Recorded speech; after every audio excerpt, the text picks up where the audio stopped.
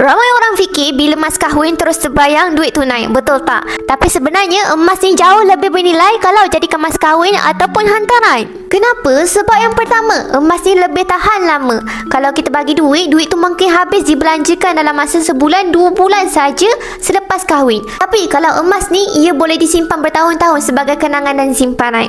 Yang kedua, nilai emas ni makin meningkat setiap tahun. Duit kalau kita simpan lama-lama makin susut nilainya sebab inflasi. Kuasa beli makin kecil. Tapi emas ni makin lama kita simpan makin tinggi nilai dia. Contohnya, jika diberikan 5 dinar ni sebagai mas kahwin pada tahun 2022, harga 5 dinar tersebut baru sekitar RM5,200. Tapi sekarang tahun 2025, harga 5 dinar ni meningkat kepada RM12,000. Dan yang ketiga, inilah yang paling penting suami kena tahu. Emas ni boleh jadikan backup kecemasan untuk isteri. Kalau berlaku sesuatu pada suami, si isteri tu masih ada aset emas untuk teruskan kehidupan. Sekarang, untuk anak-anak muda yang bercita-cita nak jadikan emas ni sebagai mas kahwin, berita baik untuk tumpuan, sangat mudah untuk kita bermula. Tumpuan, kita boleh menabung gram emas sedikit demi sedikit melalui akaun Mas Gap, dan kita boleh mulakan simpanan emas rendah RM100.